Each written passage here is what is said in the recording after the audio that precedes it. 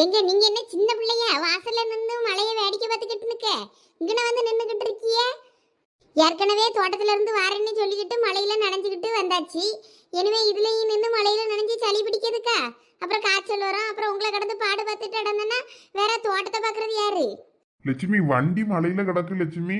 அதான் அந்த ஸ்கூட்டி எடுத்து உள்ள விட்டுறலாமான்னு உன்ட்ட ஒரு வார்த்தை கேட்கலான்னு பார்த்தேன் பத்துக்க. வேற நீ எதுவும் சத்தம் போடுவியன்னு தான் உன்ட்ட கேட்கலான்னு இதுல நின்றுட்டு இருந்தேன். பாரு மழை வேற நிக்காம பெஞ்சுக்கிட்டே இருக்கு, தண்ணி கூடிக்கிட்டே இருக்கு. அடுத்து என்ன உள்ள வந்தாலும் வர்றதுக்கு ஒன்றும் ஆச்சரியப்படுறதுக்கு இல்ல. ஏதாவது பொருள் கிருள் வேலை மேல எடுத்து வைக்கணும்னா பறந்து மேல தூக்கி போட்டுரு. அதெல்லாம் பொருளெல்லாம் பத்திரப்படுத்திட்டேன். பாதி பொருளை பரநிலத்துக்கு போட்டாச்சு. எனக்கு என்ன பண்ணேன்னு தெரியல. இந்த வண்டியை எடுத்து எதுக்கும் உள்ள விட்டு பாருங்க. முத்தத்திலே இவ்வளோ தண்ணி நிற்க இன்னும் கொஞ்சம் நேரத்துக்குள்ளே வீட்டுக்குள்ளே தண்ணி வந்துடும் போல இருக்க. இப்படியே மழை பெஞ்சுக்கிட்டு இருந்தா இந்த மழையும் நின்று தொலைய மாட்டேங்கு. என்ன செய்வேன் கடவுளே, எனக்கு எங்கே போவேன் என்ன பண்ணேன்னு